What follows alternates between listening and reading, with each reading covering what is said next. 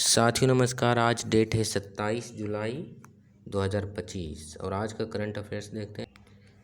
तो पिछले दिन का कुछ करंट अफेयर्स के कुछ सवाल लेते हैं। तो पहला है कि रूस का जो ऑफिशियल करेंसी है यानी मुद्रा का क्या नाम है। दूसरा प्रश्न है मालदीव की राजधानी कहाँ है। तो आज का पहला करंट अफेयर्स है NFRA national financial reporting authority, national financial reporting authority. तो इसका काम क्या है? रेगुलेट करना। एक रेगुलेटरी अथॉरिटी है। कॉरपोरेट जितने भी कंपनी वगैरह उसको रेगुलेट करना, उसका लेखा जोखा रखना इसका काम है। तो NFRA की स्थापना 2018 में हुई थी, 1 अक्टूबर 2018 को कंपनी एक्ट 2013 के माध्यम से। अतः यह एक संवैधानिक निकाय नहीं है, यह एक विधिक निकाय स्टैट्यूटरी बॉडी है, क्योंकि इसका वर्णन संविधान में नहीं है, कानून के तहत ये बनाया गया है। इसका हेडक्वार्टर कहाँ है? न्यू दिल्ली में। ये न्यूज में इसलिए है क्योंकि इसके अभी जो चेयरपर्सन है वो चेंज हुआ है। उनका नाम है श्री नितिन गुप्ता। NFRA के चेयरपर्सन बनाए गए हैं श्री नितिन गुप्ता, जो कि रिटायर्ड IRS है। दूसरा है important current affairs Henley passport index, जो कि हेनले और पार्टनर के द्वारा पब्लिश किया जाता है। हेनले पासपोर्ट इंडेक्स इसमें बताता है कि किसी भी देश का पासपोर्ट उसका कितना मजबूत है, कितने देशों में वो बिना वीज़ा का आवाजाही कर सकता है। तो हेनले पासपोर्ट इंडेक्स में 2025 में पहला रैंक किस देश का है? तो पहला रैंक है सिंगापुर। सिंगापुर का पासपोर्ट सबसे मजबूत है। सिंगापुर लगभग 193 देशों में आवाजाही बिना वीज़ा का कर सकता है। तो ये हो गया। भारत का रैंक पूछा जाएगा तो भारत का रैंक 2024 में 85 था, तो जो इसमें कुछ सुधार हुई है, तो 2025 में इसका रैंक 77 आ गया है। हेनले पासपोर्ट इंडेक्स में भारत का रैंक कितना है 2025 में? 77, 2024 में 85। और सेकेंड इसमें रैंक किसका है? जापान और साउथ कोरिया दोनों को संयुक्त रूप से सेकेंड रैंक मिला है, क्योंकि उसके जापान और साउथ कोरिया के लोग 190 देशों में बिना वीज़ा का आवाजाही कर सकते हैं। इसरो के कुछ मिशन जो चर्चा में रहे, तो पहला है SpaDeX mission, space docking experiment. Space docking experiment mission 2000 ये कब लॉन्च हुआ था? डेट है इसका 30 दिसंबर 2024 को लॉन्च हुआ था, जिसका उद्देश्य था स्पेस में 2 स्पेस क्राफ्ट, मान लीजिए A और B 2 अंतरिक्ष यान, इसको कैसे जोड़ना है, एक ही में मिलाना है, फिर इसको अलग करना, उसको अनडॉकिंग बोलते हैं, जोड़ने को डॉकिंग कहते हैं। तो इस मेथड को यूज करना था स्पेस में। ये मिशन किस रॉकेट के द्वारा लॉन्च किया गया? ये वेरी इंपॉर्टेंट है। PSLV C60 के द्वारा, polar satellite launch vehicle C60 के द्वारा इसे लॉन्च किया गया 30 दिसंबर को। और ऐसा करने वाला यानी डॉकिंग और अनडॉकिंग एक्सपेरिमेंट करने वाला भारत पूरे विश्व में 4th कंट्री, चौथा देश बना है। तो 3 देश कौन कौन है? तो USA है, चाइना है और रूस है, और चौथा इंडिया बना है। किस देश का पूरा ग्लेशियर पिघल गया है? विश्व का एक ऐसा देश रिकॉर्डेड कि जहाँ का पूरा ग्लेशियर ही पिघल गया है? तो इसका आंसर होगा वेनेजुएला। वेनेजुएला ऐसा देश बना है पूरे वर्ल्ड में जहाँ का पूरा ग्लेशियर ही पिघल गया है ग्लोबल वार्मिंग, क्लाइमेट चेंज के कारण। वेनेजुएला। और इसकी राजधानी कहाँ है वेनेजुएला? कराकस वेनेजुएला की राजधानी है। पूछा जाए कि इसरो का 100वां सफल मिशन, तो ये 2025 में ही लॉन्च गया था जनवरी में। तो 100वां सफल मिशन का नाम है NBS-02 सैटेलाइट को पृथ्वी की निगरानी करने के लिए लॉन्च किया गया था। NBS-02 सैटेलाइट किस रॉकेट के द्वारा? GSLV जियो सिंक्रोनस लॉन्च व्हीकल F-15 के द्वारा लॉन्च किया गया था। F-15।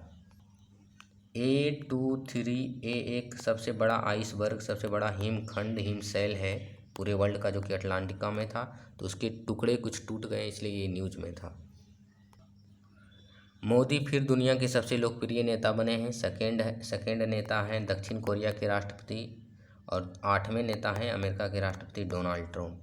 तो अमेरिका स्थित इंटेलिजेंस फर्म की रिपोर्ट के माध्यम से लोकतांत्रिक नेता अनुमोदन रेटिंग में तो इंडिया के प्राइम मिनिस्टर को दुनिया का सबसे लोकप्रिय नेता माना गया है। सेकेंड है दक्षिण कोरिया के राष्ट्रपति और डोनाल्ड ट्रंप का है 8वां स्थान। थाईलैंड और कंबोडिया के बीच शिव मंदिर को लेकर जिसका नाम है प्रसात तामोआनथोम मंदिर को लेकर विवाद है दोनों देश में कि ये यहाँ पर मेरा अधिकार है। थाईलैंड का अपना अधिकार वहाँ पर क्लेम कर रहा है, कंबोडिया अपना। इंडिया ने अपना पहला हाइड्रोजन से चलने वाला रेलगाड़ी ट्रेन का टेस्ट किया है integral coach factory ICF integral coach factory Chennai के द्वारा ये डेवलप भी किया गया और वहीं पर इसका टेस्ट किया गया। इससे क्या फ़ायदा होगा, जो डीजल लोकोमोटिव चलाए जाते हैं इंडिया में, डीजल इंजन वैसे क्षेत्रों में चलाए जाते हैं जहाँ पर इलेक्ट्रिसिटी का मतलब उपलब्ध नहीं है, तो उसके डीजल की जगह पर इस हाइड्रोजन पावर्ड इंजन का इस्तेमाल किया जाएगा। इससे एमिशन कम होगा क्योंकि हाइड्रोजन इंजन से एमिशन के रूप में, उत्सर्जन के रूप में वाटर वेपर जलवाष्प निकलता है और उष्मा निकलती है, ग्रीन हाउस गैस वगैरह का उत्सर्जन नहीं होता है। और ये लगभग जो इंजन डेवलप किया गया है ICF चेन्नई के द्वारा वो 1200 HP का है हाइड्रोजन पावर इंजन और ये दुनिया का सबसे पावरफुल हाइड्रोजन पावर इंजन होगा। तो इसमें यही है कि भारत ने पहला हाइड्रोजन पावर जो इलेक्ट्रिक कार या ट्रेन का टेस्ट किया है तो किसके द्वारा विकसित किया गया, तो इंटीग्रल कोच फैक्ट्री चेन्नई के द्वारा बनाया गया है। भारत 26वां कारगिल विजय दिवस को मनाया 26 जुलाई को। 26वां और 26 जुलाई इसे याद रख सकते हैं। तो कारगिल विजय दिवस 2025 का कौन सा सीरीज का है, 26वां। कब मनाया जाता है, 26 जुलाई 2025 को। क्यों मनाया जाता है 26 जुलाई को, क्योंकि 26 जुलाई 1999 को ही कारगिल में विजय का मतलब घोषणा हुआ था कि हम जीत गए हैं पाकिस्तान से। जो क्षेत्र पाकिस्तान ने कब्जा किया था कारगिल वगैरह, जो कारगिल कहाँ है, लद्दाख का एक डिस्ट्रिक्ट है, तो उसको फिर से इंडिया ने प्राप्त कर लिया था। और इसमें इंडियन आर्मी ने ऑपरेशन विजय चलाया था 1999 में, ये पूछा जाता है जनरली। तो ऑपरेशन विजय कारगिल युद्ध के दौरान चलाया गया था इंडियन आर्मी के द्वारा। साथ ही साथ इंडियन एयरफोर्स के द्वारा, भारतीय वायु सेना के द्वारा कौन सा ऑपरेशन चलाया गया था, ऑपरेशन सफ़ेद सागर। तो कारगिल युद्ध के दौरान भारतीय वायु सेना के द्वारा कौन सा ऑपरेशन चलाया गया था, ऑपरेशन सफ़ेद सागर। इस कारगिल युद्ध में लगभग भारत के 545 सैनिक शहीद हो गए। और इसमें एक विक्रम बत्रा हैं जो इम्पोर्टेंट है, कैप्टन विक्रम बत्रा। इन्होंने एक पॉइंट है 5140 पर कब्जा करने के दौरान इन्होंने एक नारा दिया था जो फेमस है, ये दिल मांगे मोर। यानी कि ये दिल मांगे मोर का नारा किसने दिया, विक्रम बत्रा ने, कारगिल युद्ध के दौरान पॉइंट 5140 को जब उन्होंने अपने अधिकार के अंदर ले लिया था तब। राजेंद्र चोल न्यूज में है तो अवश्य इससे PT में पूछा जा सकता है प्रश्न, राजेंद्र चोल प्रथम। तो ये चोल वंश के राजा शासक हैं। चोल वंश की बात करें तो अभी इसका एक्सटेंशन देखेंगे तो एट प्रेजेंट में तमिलनाडु स्टेट है, कुछ आंध्र प्रदेश का रीजन है, तो ये दक्षिण का मतलब एक वंश था। तो राजेंद्र चोल प्रथम चोल वंश के एक विख्यात राजा थे, शासक थे। इनका 1000 वर्ष पूरा हो गया है। कितना, 1000 वर्ष पूरा हो गया है जब ये उत्तर भारत के गंगा मैदान और साथ ही साथ दक्षिण एशिया में अपना अभियान चलाया था और उस क्षेत्रों को जीता भी था।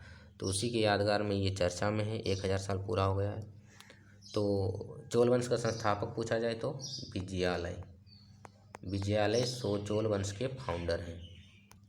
तो राजेंद्र चोल के बारे में कुछ जान लेते हैं। राजेंद्र चोल प्रथम, इनके पिता का नाम था राजराज प्रथम, जिन्होंने तंजौर का बृहदेश्वर मंदिर बनाया था। तंजौर का बृहदेश्वर मंदिर किसने बनाया, राजेंद्र चोल ने? नहीं, राजेंद्र चोल प्रथम के पिता राज चोल वन ने बनाया था बृहदेश्वर मंदिर। राजेंद्र चोल वन ने गंगा की जो मैदानी भाग है, उस समय वहाँ पर पाल वंश का शासक था, उसको भी मतलब उस पर भी अभियान चलाकर उसको जीत लिया, गंगा मैदानी क्षेत्र को।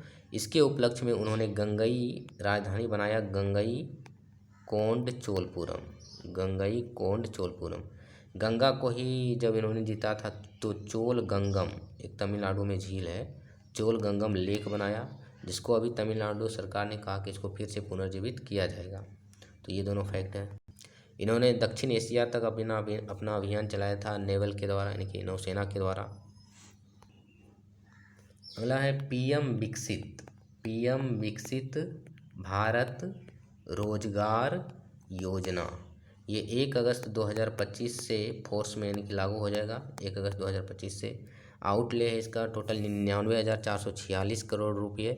इसका उद्देश्य अगले 2 साल में यानी 2025 से 27 तक में 3.5 यानी 3.5 करोड़ जॉब्स क्रिएट करना। इसका उद्देश्य एम्प्लॉयमेंट इंसेंटिव स्कीम है एक, यानी कि जो क्षेत्र जितना अधिक रोजगार देगा उस क्षेत्र को उतना ही ज़्यादा इंसेंटिव प्रोत्साहन दिया जाएगा भारत सरकार की तरफ से। खासकर मैन्युफैक्चरिंग सेक्टर में, विनिर्माण क्षेत्र में नए नए रोजगार अवसर देना, नए नए वर्करों की नियुक्ति करना। G7 का पहला देश फ्रांस बना है जिसने फिलिस्तीन को एक अलग देश के रूप में रिकॉग्नाइज किया है। क्या पूरे वर्ल्ड में केवल फ्रांस ही है जिसने रिकॉग्नाइज किया? नहीं, एक टोटल 144 कंट्री ऐसे हैं जो फिलिस्तीन को एक अलग देश मानते हैं। इसमें भारत भी शामिल है।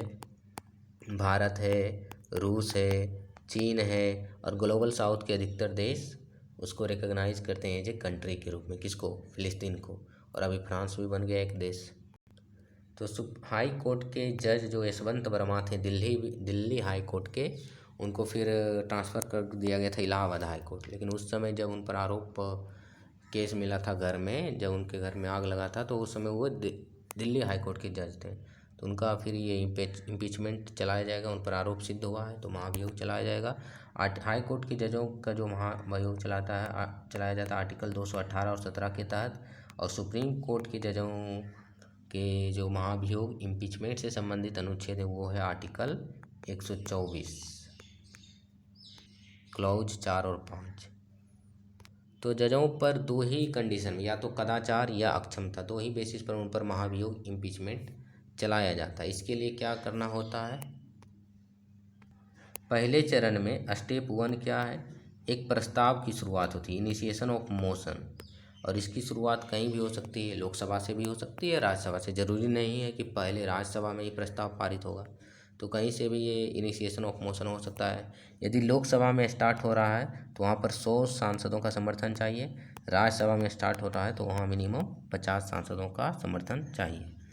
तो ये हो गया प्रस्ताव की शुरुआत। फिर स्टेप 2 में होता है उस सदन के, जिस सदन में ये प्रस्ताव स्टार्ट हुआ है, जैसे राज्यसभा में हुआ है तो उस सदन के हेड कौन होंगे? उपराष्ट्रपति होंगे, इसको सभापति बोलते हैं। और यदि लोकसभा में इस प्रस्ताव का शुरुआत होता है तो वहाँ स्पीकर होते हैं। तो उसके बाद उनकी स्वीकृति मिलती है। उसके बाद स्वीकृति मिलने के बाद 3 सदस्य वाली एक कमेटी बनाई जाती है जो इनकी अक्षमता या कदाचार का जांच करती है। उस कमेटी में सुप्रीम कोर्ट के न्यायाधीश होते हैं, हाई कोर्ट के मुख्य न्यायाधीश होते हैं और एक प्रतिष्ठित न्यायविद होते हैं। उस कमेटी ने ये सिद्ध कर दिया कि इन पर कदाचार या अक्षमता का आरोप सिद्ध हुआ है, तो उसके बाद आगे प्रस्ताव को सदन में पेश किया जाता है, लोकसभा में और राज्यसभा में। और इसमें कंडीशन है कि विशेष बहुमत, जैसे लोकसभा में 50% से अधिक प्रेजेंट मेंबर होना चाहिए, साथ ही साथ 2/3 बहुमत के साथ पारित होना चाहिए। और राज्यसभा में भी 50% से अधिक मेंबर होना चाहिए और प्रेजेंट जो वोटर्स हैं उनमें 2/3 का बहुमत मिलना चाहिए, तभी वो महाभियोग। उसके बाद राष्ट्रपति का असेंट स्वीकृति मिलती है और अंततः पारित हो जाता है और वो हाई कोर्ट के जो जज हैं या सुप्रीम कोर्ट के जज वो हटाए जा सकते हैं। तो ये प्रोसेस है। अगला है कोकोनट प्रोडक्शन घटा है। कोकोनट मतलब नारियल का प्रोडक्शन, उत्पादन। क्यों घटा है? क्योंकि जो इंडोनेशिया और फिलीपींस जो बड़े उत्पादक इसके हैं, वहाँ पर सूखे के कारण नारियल का उत्पादन ही कम हुआ है, इसलिए ग्लोबल सप्लाई ये घटा है कोकोनट तेल का खासकर। तो पूछा जाए कि पूरे वर्ल्ड में कौन सा देश है जो नारियल का सबसे बड़ा उत्पादक है, पीटी फैक्ट, तो इंडोनेशिया सबसे बड़ा है और सेकेंड है फिलीपींस। भारत का कौन सा राज्य पिछले वर्ष रहा सबसे बड़ा 2024-25 में? तो ये हो जाएगा कर्नाटका। पहले केरला था लेकिन इस बार कर्नाटका रहा, और सेकेंड में तमिलनाडु और थर्ड में केरला। पूछा जाए नारियल में कौन सा अम्ल पाया जाता है, तो लौरिक अम्ल पाया जाता है, लौरिक एसिड। लौरिक अम्ल किस में पाया जाता है? तो नारियल में पाया जाता है। और बहुत सारे अम्ल पाए जाते हैं लेकिन जो मुख्य अम्ल है वो लौरिक अम्ल है।